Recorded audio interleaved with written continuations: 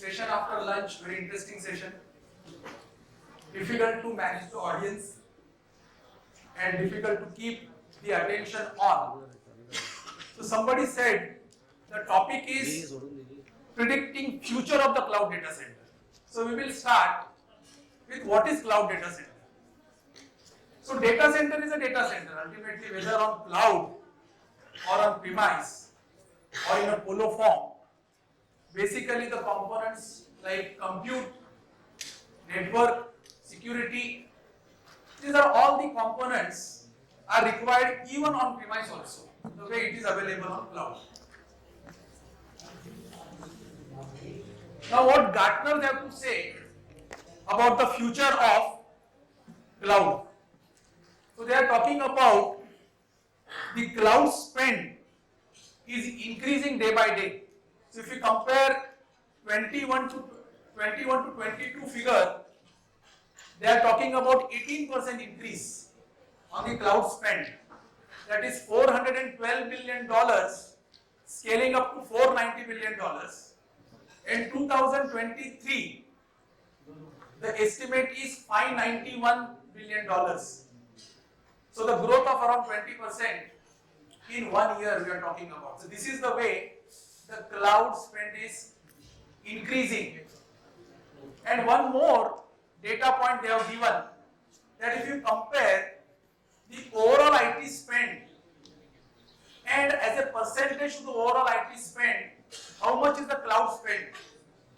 So that data point is also available. And they are talking about 17% in the year 2021, which will be scaling up to 45%. Just imagine how much portion of the total IT spend cloud will be occupying. That means people are on the spree of going away from on-premise and putting their entire thrust on cloud. Now what are the advancements happening in cloud? So when we are talking about new gen technologies like artificial intelligence, IIoT, 5G, these all advancements, cloud service providers are using it very, very effectively. Now for what purpose they are using it? They are using it for the purpose of optimizing their spend, giving better service to the customer. But at the same time, what they are doing is they are providing this as a platform for their customers also. And that is why now we have everything available as a service. As a web service, we can consume a lot of things.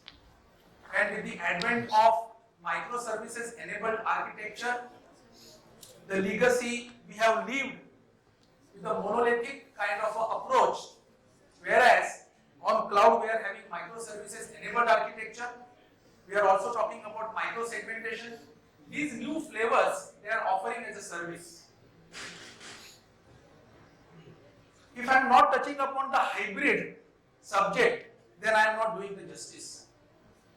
So in the panel discussion also we mentioned today about, is it the one fit solution for all the workloads? Definitely it is not. There are certain candidates for on-premise, certain candidates for cloud, and there are definite candidates even for colo.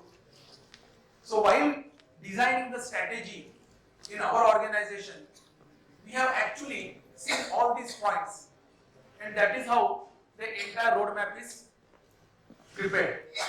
Now cloud, there are definite benefits, like you have a improved security. Now there was actually days when people were thinking of, in early days of the cloud, people were thinking about cloud में जाने से security का issue हो सकता है. But recently, after putting couple of workloads, people have realized, on the contrary, security is much more better, advanced on cloud, whether it is physical security or IT security. But only thing is that the ownership of the data and how much you want to leverage in what fashion is our take. It's our responsibility, our ownership. The security on cloud data center couple of things. I think this is a subject by itself, and I am always taking, whenever I am talking about cloud security, I am always taking help of NIST architecture. The NIST architecture is talking about touching all the points from where the data is getting originated and where the data is getting consumed. For example, the end user, which is actually the weakest link in the entire chain, so that has to be protected first, and that is why solutions like encryption, multi-factor authentication, conditional access, those kind of things are coming to our rescue. But only protecting endpoints is not enough. So we also should be talking about protecting the workloads. And so for workload protection, there is a tool called as 𝗖𝗹𝗵𝗏 𝗏𝗂𝗵𝗏. So where we are talking about security built into containers also. And regular security audits are always helpful, because even though the SOPs are written, there is no guarantee that there is adherence to that SOP. There is no guarantee that the control measures are getting monitored. So these kind of audits are also equally important. Now, key trends to watch in the security, particularly on the cloud. Now, in zero trust security, I think often we are discussing this particular subject, and I am getting confused that is it really operational or it is at the concept level. I personally feel it's a fantastic concept, but it is still not matured. It will take some time to get this particular concept operational in true sense. We are saying that we don't trust anybody, so it will be zero trust. Everything will be validated, authenticated, as if you are coming to the network first time. Fantastic concept. But for achieving that maturity, it will take little more time. DevSecOps, shifting everything to left. Security was always an afterthought. Now people have realized that security should be built into the application, and that is why it has occupied a center stage, DevSecOps. So security is becoming more and more important. But when we are talking about IT security, we should not be forgetting the network security. That is equally important. The other thing is on the container security, the CSPM or 𝗖𝗹𝗵𝗏 kind of a tool is really helpful. Now, if I am saying that the containers or the microservices, microsegmentation is the most secured layer, but anomalies can happen there also. And there are cases where misconfigurations are observed in the containers. So in order to find out the misconfigurations, the compliance requirements, expectations, we have a tool called as CSPM. I think most of the organizations, those who are on cloud, they must be using this particular tool, and which is quite useful. We are using it in our organization also. Compliance. Now, compliance standpoint, industry-specific compliance we have to follow. If you are in the healthcare, HIPAA kind of a compliance is required to be followed. And from the cloud service provider point of view, also there are certain compliance norms like 27001 and all that. So those compliance will have to be respected, and they have to be followed, they have to be checked from the point of view of the adherence. Data protection point of view, often we see that there is a tendency to copy production data on test, and the test servers are given for testing purpose to the end users. Sometimes we are using copy for the development purpose also, and often that is creating a big risk for the organization because live data is available. So data masking is equally important. Data scrambling is also equally important. And cloud is no option to that. Because as I said, that the data security protection is the responsibility of the owner of the data. Cloud service provider can definitely help you. However, in case of any incident, who will be the loser? He can give you compensation. Commercial compensation is not enough. Variable value loss is even bigger damage So from that point of view, it is the owner's responsibility to protect the data wherever it is. It is on cloud or on premise. But on cloud, it is all the more important. Edge computing. Today morning, we had a couple of sessions on the edge computing.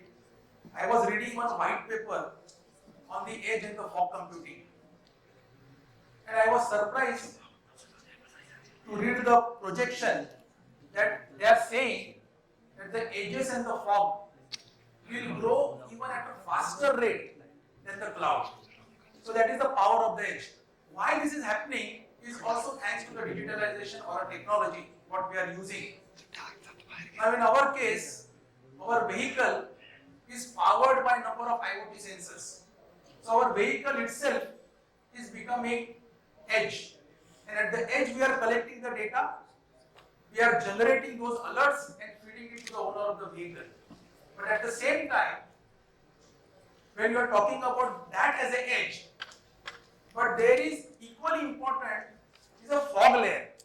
Now fog layer is actually sitting between the edge and the cloud. It is not possible to hold that kind of a data at the edge level, that is at the device level. And that is precisely, I think that is the precise reason why there is a birth of fog computing.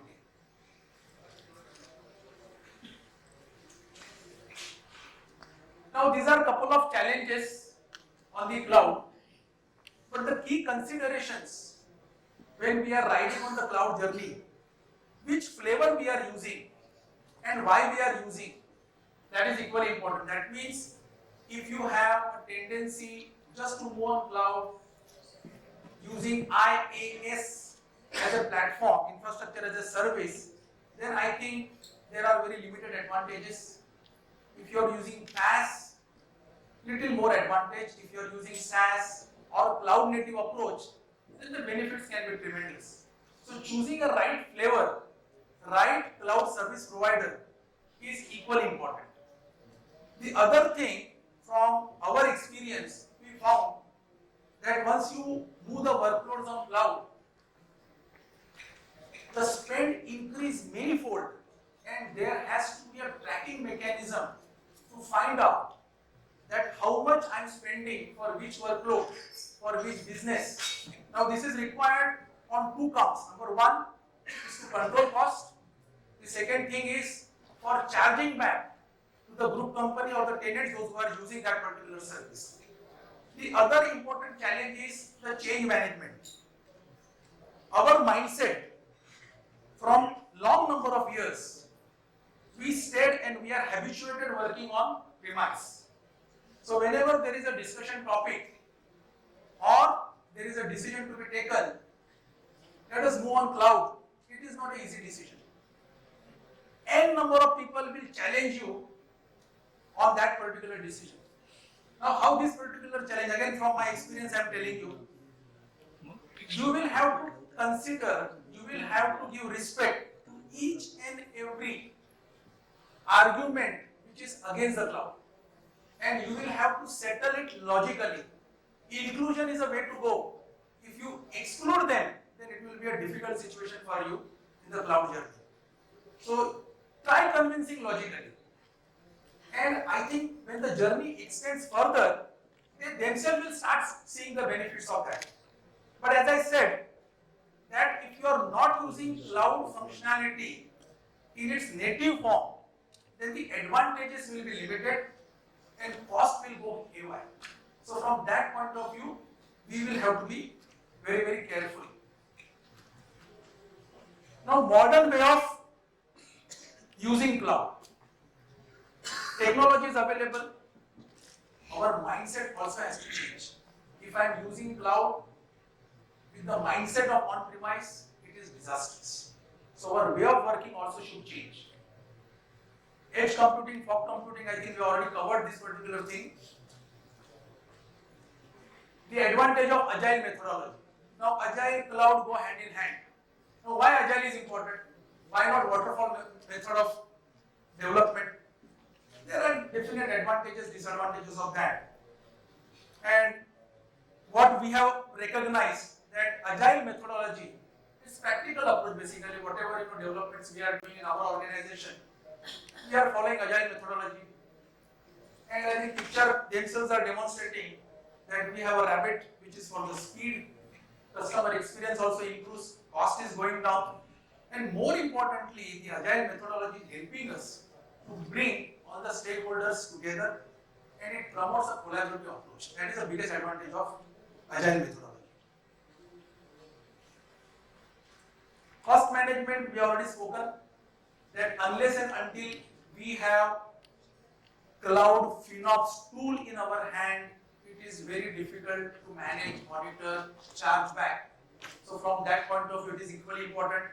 The other thing what we have found out is that there is a tendency of the user to provision a workload and not to use it to the fullest. So if you want to bring down that particular workload or you want to trim it down, then I think that is also one of the important activities which IT team will have to do it. Again in consultation with the user in order to optimize the cost. Skill upgrade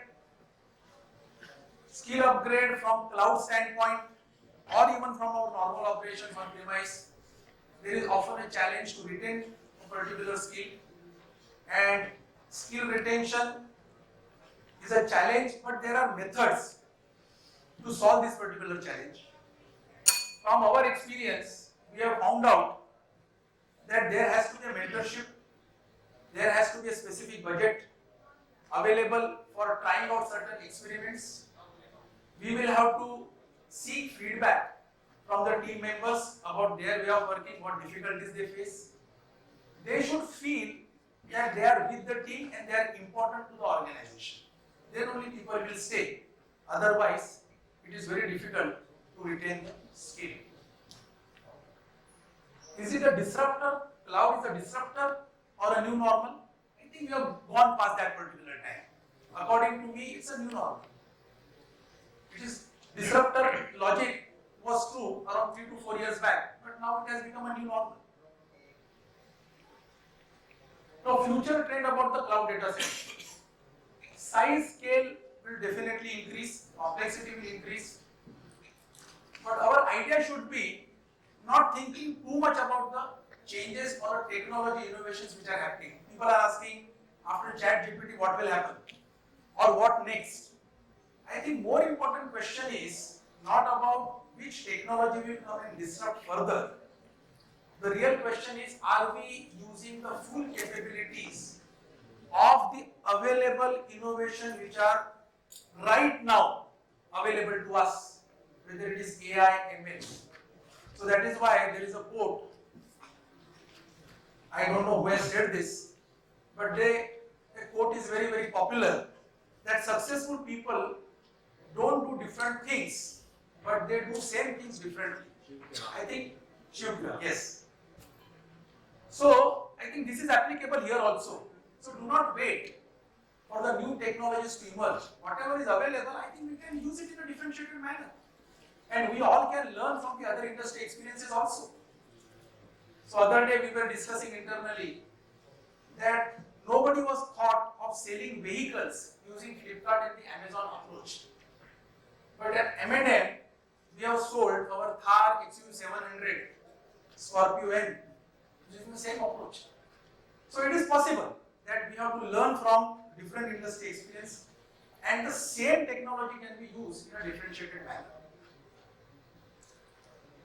Just to conclude the entire discussion, Maya Angelou is a great writer, director, musician, multifaceted